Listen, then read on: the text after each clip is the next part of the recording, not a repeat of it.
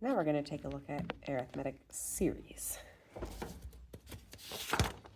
Remember that a series is different from an arithmetic sequence is because it is a sum. So it is adding up all of the terms of a sequence.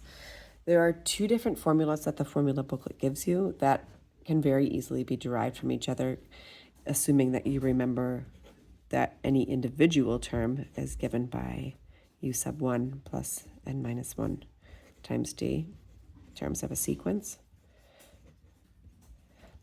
The notation for a series is this capital S, or the sum of it. Same thing, the sum of the first n terms, so the first 3 terms, the first 100 terms, is either given by this formula, there's no new variable in it that you don't recognize, or this one. What makes a lot of sense is if you get this one by replacing the u sub n equals u sub 1 plus n minus 1d for here, and then you could simplify it. So they really are just the same thing. There's nothing special. It is nice to kind of have a more straightforward go at it if, for example, you know the difference and don't know the last term, or on the other way around, you do know what the last term is in the first term but don't know the difference. So just use your judgment based on the information you have, which you'd like to use, but there's nothing really special about either one. Here are some easy examples.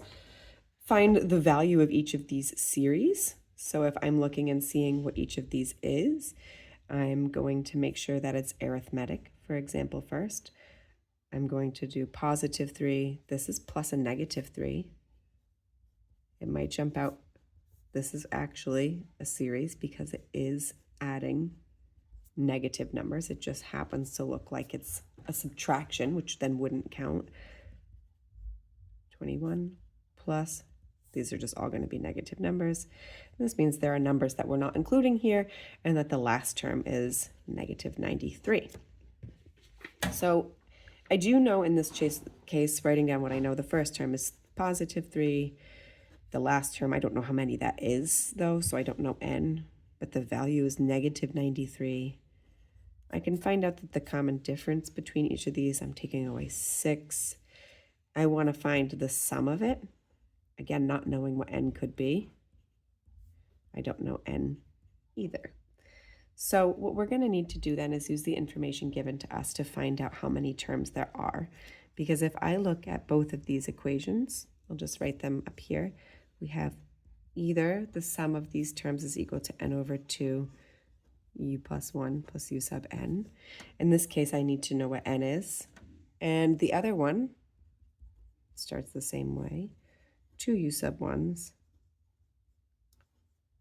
There we go. And in that case, I also need to know n. So the first thing I'm going to have to do is figure out what n is so I don't have too many unknowns. So I do know that this equation for finding the terms of a sequence will tell me it's u sub 1 plus n minus 1 times d. And I know what u sub 1 is. It's 3. I don't know what n is. That's what I'm trying to find. I know the common difference is negative 6. And the number, or the value of that last term is negative 93. I should, of course, get a natural number for my solution here. Minus 3. I wanted to already do that. N minus 1 times negative 6. Doesn't matter if you divide right now. I'm going to negative 93, make sure I take away, oops, I had already done that. I was right here. Negative 96. I was going to say I'm not going to get a nice answer. Negative 96 goes in 36 times 6 goes into 90. Just want to make it 5 before I write anything stupid like I often do. From panicking, I'm just going to use my calculator because 16. Okay, so 16 equals n minus 1. That means that n is equal to 17. So now I know n is 17, and it doesn't matter what you use here because I have all of the information that I need. I'm going to use this one because it's nice and simple. So the sum of these 17 terms is equal to 17 over 2. Make that look like a 7. The first term is 3, and the last term is negative 93.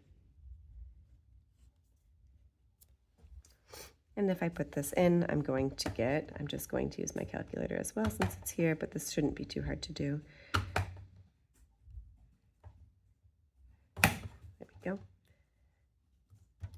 negative 765, which sounds reasonable. I see this is already almost negative 100, and I'm going to add up 17 of those, which are all negatives essentially, except for that.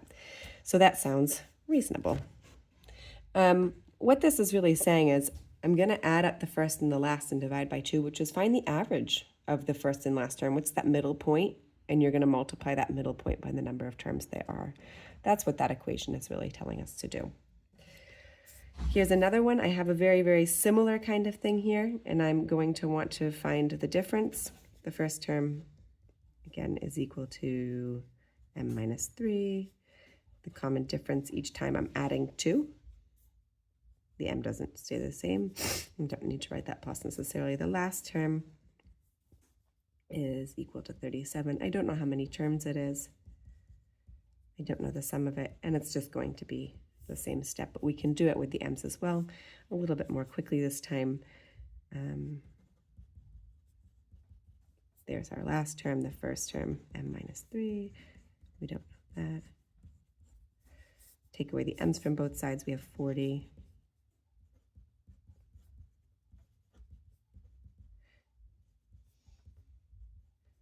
So there's 21, the sum of the first 21 terms. I'm going to do the exact same thing as before. 21 divided by 2, the first one, m minus 3.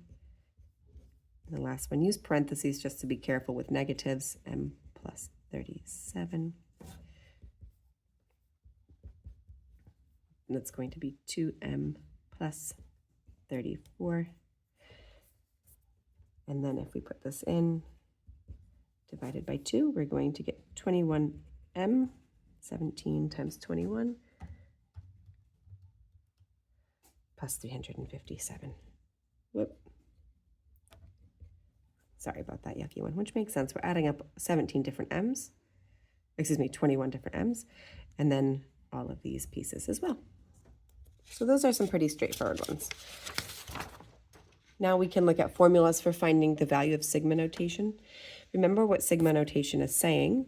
It's saying, okay, I'm going to start when, this should say an n to make that make sense. When n is 4, well, if I put in 4 for here, 12 minus 8 is going to be 4, and add up 5, 15, 7, and then I want to keep going. That was 6, 18, 10, all the way up to when it's 100, 300, 292.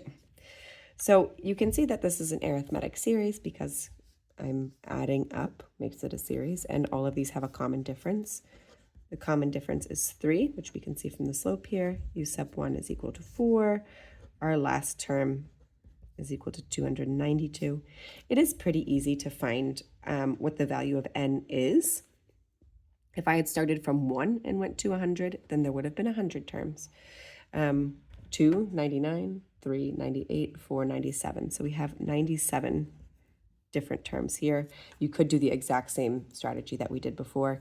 And then if I want to find the sum, like this is telling me, and I don't want to use a calculator for it, for example, I can use the same formulas I've used before. I like this one because I have fewer things that I have to put in.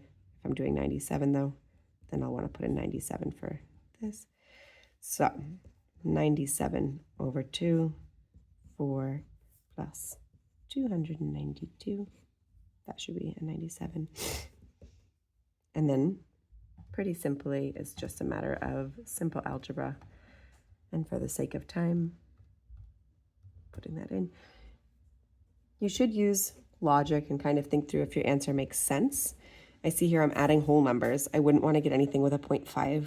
I don't want to get anything with a negative because when I'm adding a bunch of positive whole numbers, there's no way I'm going to get that. Seems reasonable for the number of terms I'm adding together to get to here. So it looks good to go. And then we could also work backwards on this. Here's an example. The sum of an arithmetic series is given by this equation here. For each one, find the first 2 terms and the common difference. Remember, we could work backwards in any number of ways. These are just a few examples. So the sum of the first term, which is a little bit arbitrary, because when what are you adding it to? But this is just going to be 2 minus 3 or negative 1. That is the first term. Okay. The sum of the first two terms, if I put in 2 for the sum, is going to be 4, 8 minus 6, or 2. Okay, but this is not what u sub 2 is. So the sum of the first two terms, if I add together the first two terms, I get the sum of the first two terms. So the first term is -1, and we don't know yet what u2 is, but the u2 must then be 3. u2 equals 3. So those are the first two terms. You could have kept going to see how this pattern would continue here. And then finding the common difference is 4.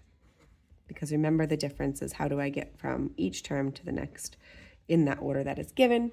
So we are adding 4 each time. So those are the first two terms. Don't be confused, however, of this 2 that I gave you as the sum of the first two. We added 3 and -1 to get it. Okay, and there's the difference.